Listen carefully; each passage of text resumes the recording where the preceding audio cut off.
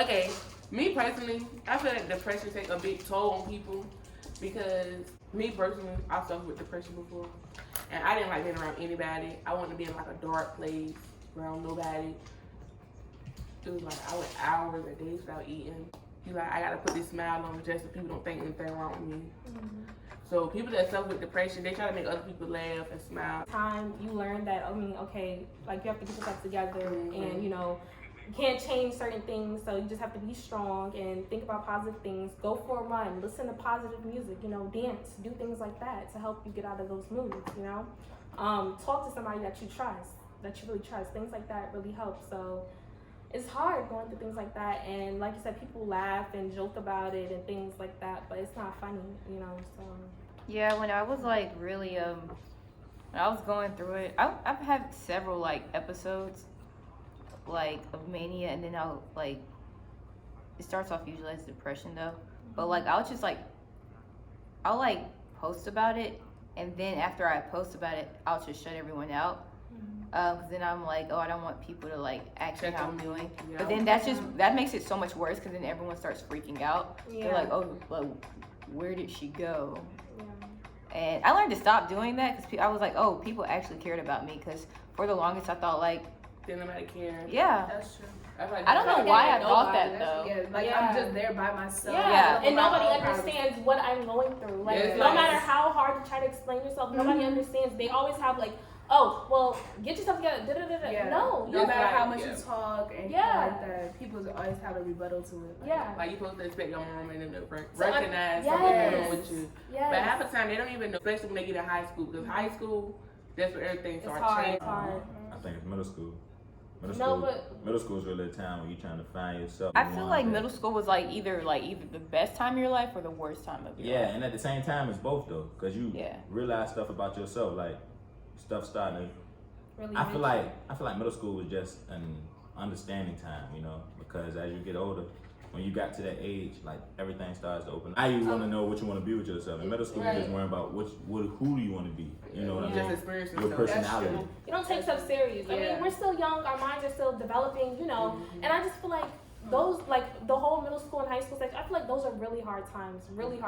And it's very important that we have people who are in our life to support us and be there to ask us how we are, because nowadays, like, there's a lot of mental health, a lot of kids have mental health issues, and nobody, understands them and recognizes it. Yeah, and it's hard. It's really hard on us. I feel like we should let kids know that it's okay not to be okay.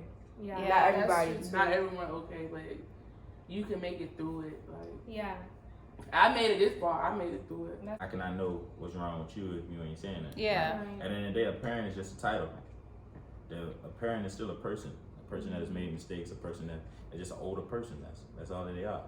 So if I don't tell you how I'm feeling, how would you know that I'm getting bullied or I'm feeling this way about myself and stuff like that? And I came out to my mom like, I'm feeling like depression, literally. Yeah. She didn't know how to handle it. Mm-hmm. My mom was the same. She didn't really know what to say, how to say it. Yeah. Because they don't want to see us going through that.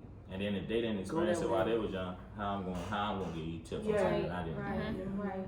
If my mom didn't talk to me about it, how can I possibly help you? Yeah. True. That's like when people say they try to compare, parents try to always compare experiences, their experiences with your child experiences, and just feel like even though we went through this, we could have went through very similar situations, we still could have took it away totally different ways. We would have felt a different way. Felt different ways. We're not the same exact person. Mm-hmm.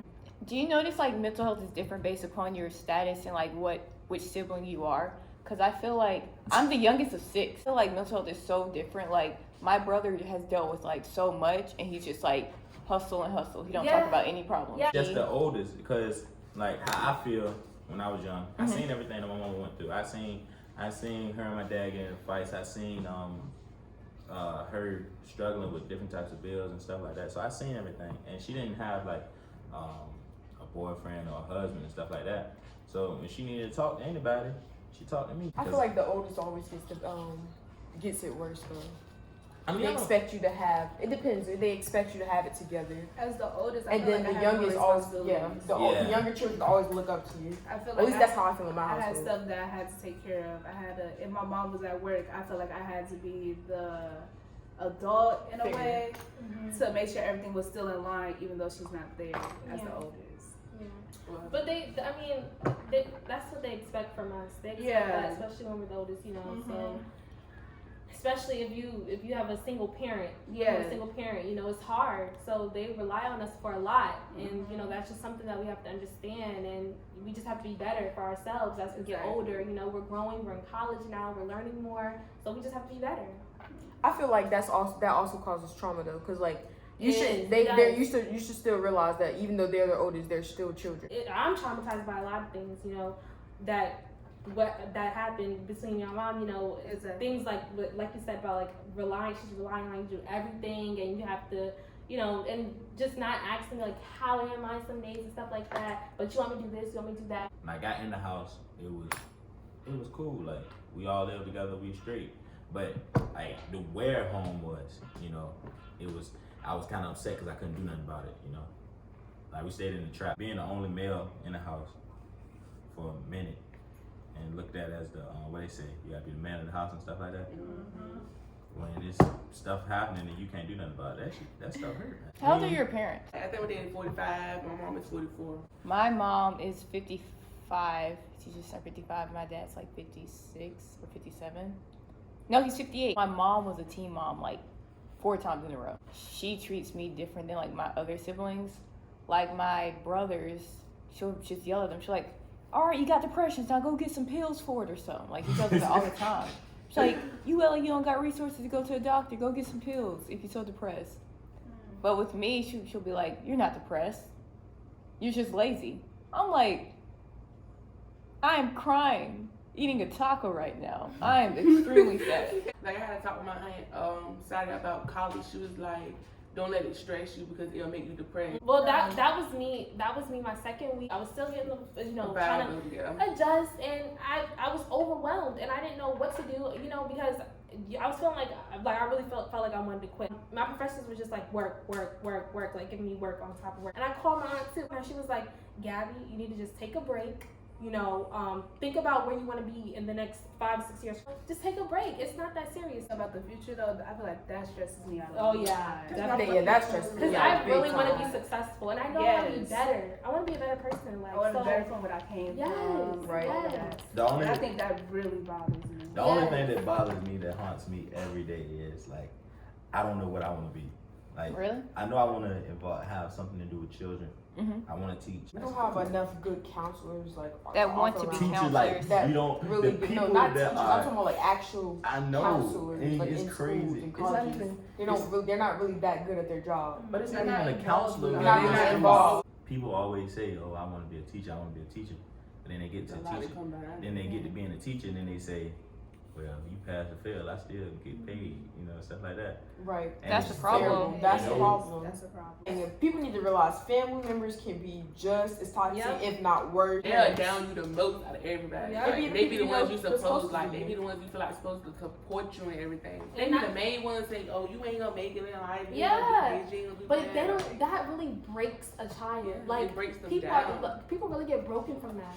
Words like mean a lot, and parents they don't even think. Like that's why a lot of you know, young teens and stuff. We have all these mental health issues, and we're broken, and this, that, and the third because of what our parents tell us. You know, say to us. Yeah. People forget that children, at a certain age, children are still very impressionable. Very impressionable. So you telling them that they're not gonna be nothing, or that you can't do this, or I'm not gonna support you, that really takes a toll on the children. Me, I feel like I grew up too fast. I understood too much too soon. Like when it comes to me being around other kids, and I used to just say stuff out loud. I got in trouble, but it was just like I thought it was a normal. Yeah. Like, what you like? Your dad don't smoke weed? What you mean? I just thought it was a norm. So it's just like your brother ain't locked up. Yeah. Yes, I feel you on that though. Growing up too soon, I feel like I definitely grew up too soon. I experienced a lot of stuff I shouldn't have. Understood stuff, or that I had to do a lot of shouldn't stuff, have or give up a lot of innocence that How I do you think shouldn't have that had. like affected you, What you mean, like positively and negatively, growing up too fast and understanding too much too young? It sped up my process into slide into depression, but I felt like it made me face reality more. Like whoa, like I really have to, because I always had the mentality like I have to be the one that carries everybody because I feel like if I don't, who gonna have us? Nobody's gonna have us. So I have to make it.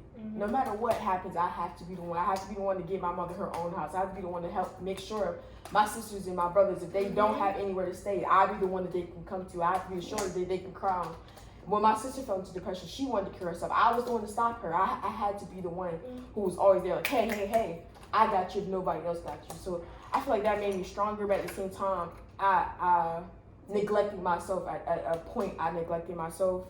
And when you always giving a piece of yourself to everybody else, you forget yourself. And I feel like I forgot myself, and that's when I slipped into the depression. I started mentally, I was not okay, but I always was pulling on a smile, helping people. Like, you feel what I'm saying? I forgot myself, so I had to really bring myself back. Like, hey, it's okay not to be okay, because at one point I thought like something was wrong with me. I really thought something was wrong. Back, like, bro, what is wrong with you? Why are you feeling sad? Right? Why are you so sad? What you mean? Like, you have a roof over your head. Being honest, I've experienced homelessness a couple times. Like, you have a roof over your head. Why are you sad, Nikita? Like, you have nothing. You have food on your table. You know what I'm saying? And just like, I don't know, just you forget yourself sometimes, and it's really important to remember. Like, hey, you need to take care of yourself. Like, it's okay to take care of your siblings and your parents, but you have to realize you're a child. You shouldn't have to take care of your mother all the time. You know, it's okay to take care of your mother, but you have to realize like she should be taking care of you. You know what I'm saying? Like that type of thing. I had to get myself back on track. Ourselves. Right. So I lost some of my instincts as a child. I had to grow up way too fast. I had to grow up. See, and that it also made me kind of mad because I felt like my sister, she was the spoiled one. She got everything. Cruise ships. I mean, I didn't get to experience none of that as a child. Like getting some of my birthday parties I had to miss out on, Christmases, you know what I'm saying? And she was the spoiled one. So like I felt like, you know, sometimes I was jealous of my own siblings. I had to wait. You don't want her just because you struggle. You don't want her to struggle. Right? You don't want her to struggle. You don't want her to feel the same thing as you felt because you didn't have something. You don't want her to feel like, hey, she's not supporting me because you know this, that, and the third. So I had to get myself right. I mean, I feel you when you said, God dang, you was jealous of your own siblings. Like 17 years of my life, we stayed in the trap, and then about to graduate senior year, we move out, and the house was nice. You know, everything I always dreamed of when I was younger. And then, like, a part of me, when we moved, I gave up everything. Like, I had a job, I had savings, I had everything. I gave everything on. I quit my job, all that, just so we can hurry up and get out of there. Because that's like, we've been waiting for this, so why the hell would I let, like, something sit in front of us getting to got in there, my sister get her own room. Like, dang, that's nice. I always wanted my own room. Then we get there, my brother got his own bed. I was like, dang, I've been living on a bunk bed for 17 years. So it was just like seeing a lot of stuff. It was just like I had to calm myself down. It was just like, man, like you gotta be happy for them, right? Yeah, you gotta be happy for them. Like be appreciated that you're not in the situation no more. You know? My sister, she still got her lot of innocence as a child, and I had to realize, like, whoa, I'm glad that she did get to keep her innocence as a child.